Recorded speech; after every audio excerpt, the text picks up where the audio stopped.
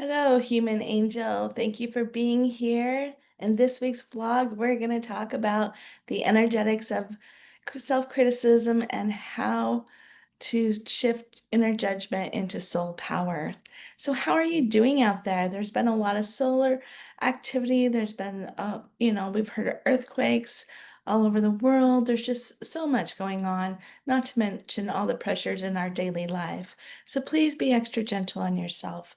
The self-care really matters. I just wanted today to talk about self-criticism and what it does, how it works. I want to talk about how it affects your mind, why you have an urge to escape, and then how are some things to move beyond all that? Just because we have it, it is in my world, it is a pattern and a self habit that we've been taught. And you know what? We don't have to live there, and that's really important. So let's just talk about the energetics of self-criticism. I mean, and I've had my share of this, so I really do get it. The amazing thing that I see is when you sit in front of me for a session, I see your greatness. But when we start to chat and you're saying this is what's going on, I can see how different energies will hide that light, especially from you. And it makes a difference in your ability to move forward. And it's where all the self criticism can come from.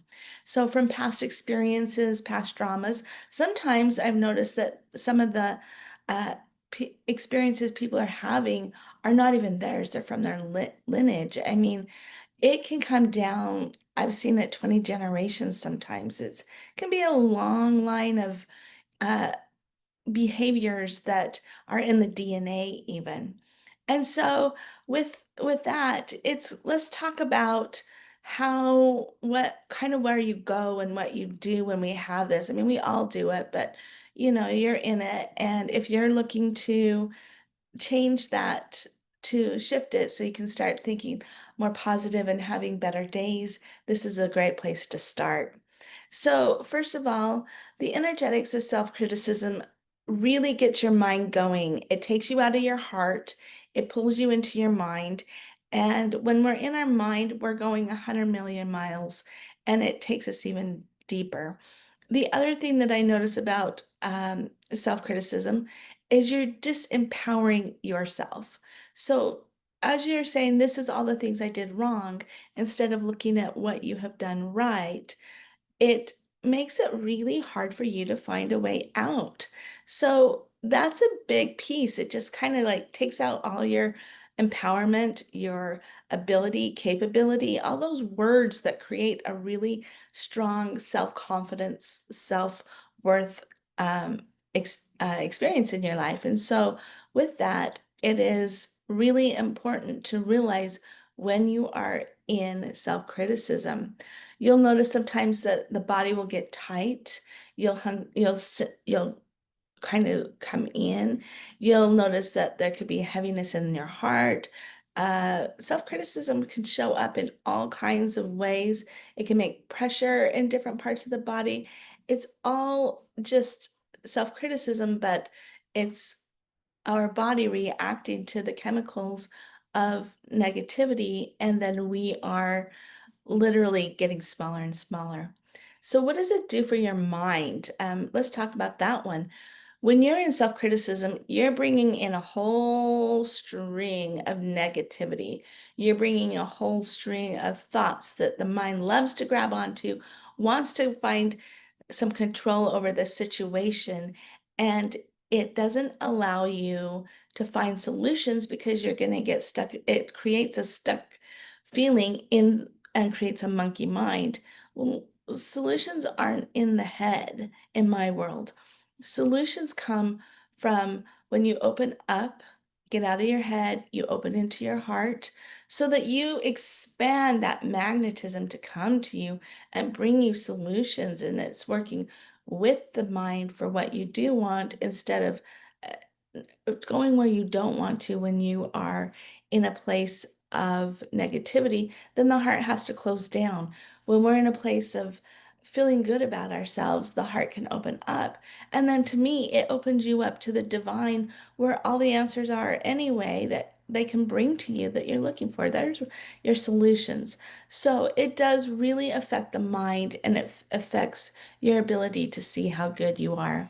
And because of that, we don't want to feel the feelings that the negativity is bringing up. I mean, nobody wants to feel guilty or shame or I'm not good enough or things aren't working out for me. We don't want those kind of energies. We don't want to feel it. So it makes you want to just dig those things, stuff them down deeper, go on vacation, not think about this or that. And it really creates a space of another loop. Energetically, it's a bigger loop because you've got your mind going, you've got this desire to escape, and you're avoiding this feeling that sometimes, you know what? You have the power. Well, you do have the power. You wouldn't have it. In my opinion, is my amazing mentor, Susie Miller, would always say, as far out as you can go is how deep you will go to shift your stuff. Well, you know what? Some of us go pretty deep into that dark despair, but we're also got to realize that we are just as capable on the other end. Being that amazing being that we are, we can live that as well because we are both and. So, when it comes to the desire to escape, you are running a full circle. You've got your mind going in a major loop. You've got the body wanting to escape because it's afraid to feel the feeling that is coming up, and then it creates a want an urge to disappear. And you know what? Just so you know, we all have experienced, in my opinion, everybody experiences self-criticism.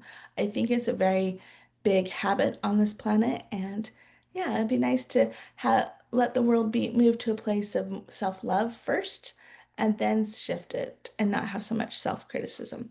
So number one, you're not alone. And number two, there are ways to shift this. So let's talk about how to move beyond self-criticism. I mean, there are ways to do it. If you do need a therapist, get you a therapist. If you need an energy healer, get a good energy healer or therapist. Or sometimes these simple tricks can do it if it's a little, if it's one of those minor things, not a major, major thing. So let's talk about it. So, number one, when you're in self-criticism, write down what you are good at. One good thing in your life. It could be, I have a dog. It could be as simple as, my job is really good to me. It could be, you know what, I love my hair. It could be anything. If you can think of more, do more. The more, the better. And it's the things that you can feel grateful for. So once you realize what you have your list of what you are grateful for, even if it's one thing, it doesn't matter. Just one thing matters. Give this time and the space, put your hand on your heart and be grateful for that thing. Really feel it. I mean, feeling your gratitude is an amazing, amazing piece of energy that can shift you out of your head so quickly and put you in your heart. So give gratitude for the one thing. And then make gratitude a daily habit. I love to give gratitude the night before I go to bed, and I love to do it in the morning when I'm waking up. It just sets my day to be a better day. You can borrow that if it works for you. If not, find what works for you. So as you're leaning into gratitude, what happens is you're shifting your frequency. You're helping your mind drop out of its loop and you're putting yourself back into your heart. And this is so powerful because as you're naturally pulling back, putting your power into the heart, you're bringing back your inner strength, your inner power, your inner abilities and capabilities, all those things that love and support you. Because to me, that's when the universe can come in and support you in a way that you can hear it. So the next thing is flip your perspective. What if this feeling came up because you are the one who is powerful enough to shift it? All you have to do is take the 10 seconds to feel it. And that's not all feelings. There are some deeper feelings for sure. That's when you get help. But if it's something like you hit your brother and you're feeling guilty, or, we all have these experiences that just need us to stop. We need to stop feeling shame about them, guilty about it, whatever, and just feel the feeling and use Ho'oponopono if that works for you. If you're needing some extra help, do that, but flip the perspective. And as you do this more and more, all of a sudden you're going to find that you are in a space of shifting yourself into a space of capability, empowerment, joy. Then you're shining yourself out to the world, helping others get out of their self-criticism.